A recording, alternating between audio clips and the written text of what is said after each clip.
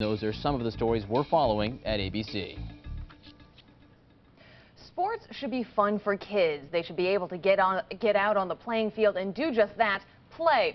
But too often, youth sports becomes anything but fun and games, and a lot of the time it has something to do with parents behaving badly. The book, Parents' Playbook, has some tips for parents who want to help their kids excel in sports and avoid ruining the athletic experience for them. And one of the authors, Chris Stankovich, is our guest this morning. Good morning, Chris. Thanks for joining us. Thank you. We appreciate it.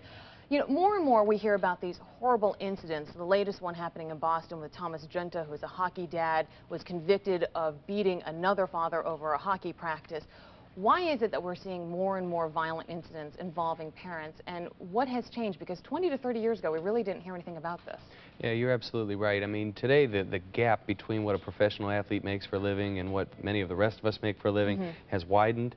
We're seeing more and more parents that would love to see their kid have the opportunity to play pro sports or college sports even, for that matter. And as more and more people are trying to get to that level, there's more and more pressure. And we're seeing a whole new situation today than years before. Kids are able to play year-round. They're able to specialize in sports.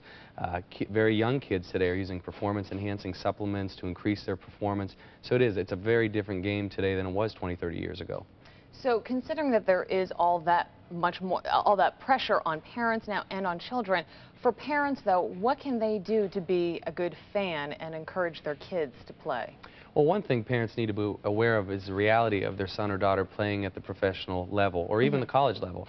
Just some quick statistics, only about 7% of all high school student athletes will play at the college level, and then looking at all the college student athletes around the country, less than 2% of those athletes will go on to play professionally. So knowing the facts is one thing.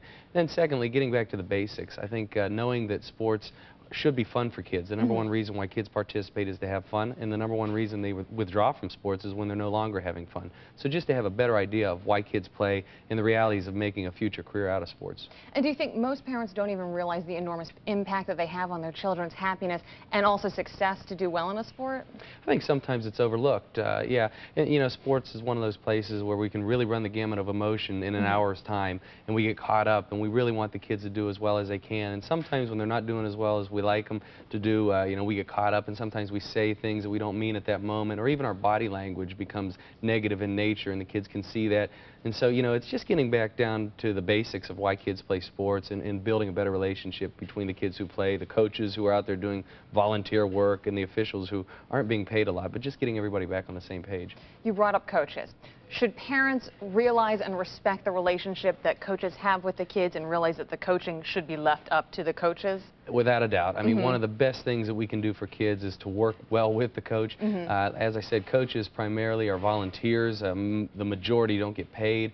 They do it on their own. And many of the coaches that I meet and deal with on a day-in, day-out basis weren't trained to coach. They're there because their son or daughter plays on the team, so they're doing the best that they can. I think parents, when it's appropriate, they should offer support, volunteer to help. If there's a problem, politely find ways to convey that message to the coach, and realize that coaches, for the most part, do a really good job, and parents do a really good job for the most part, but unfortunately we hear about the bad ones far too often. So how should parents know when they're being encouraging towards their child or if they're being too pushy? The best thing a parent can do, in my opinion, is to catch their kids doing good things and then reinforcing that behavior. You know, not to just assume that when their son or daughter picks someone up off the ground or helps a teammate, not to assume that the kid knows that that's pro-social behavior. But, you know, on that drive home, say, you know, just as proud as I am of you for, you know, having 3 or 4 hits today in the game, I'm also proud of the way that you really conducted yourself properly out there. You helped your teammates. You were a real good sport out there, and don't think that went unnoticed. Let me ask you this. What age do you think is a good age to introduce a child to competitive sports? Well, that's a big question today. Many leagues nationwide are considering not keeping score at games and having more of a non-competitive atmosphere. My personal opinion on that is it's almost impossible to create that. The kids know who's winning. If there's not a scoreboard up, they still have a general idea of who's winning. I don't think competition is necessarily a bad thing. It can certainly teach us to win as a good sport, and just the same, it can help us overcome adversity when we lose and learn to use failure as a tool for future success. So either way you look at it, it's how you process that event that counts the most. And really playing a sport for a child is also very important in child development. It teaches a lot of lessons as well. Absolutely. We have a chapter in the book on athletic transferable skills. Skills like setting and achieving goals, working with teammates, overcoming adversity. They're the same skills that the kids will use in the classroom and eventually eventually in their future careers.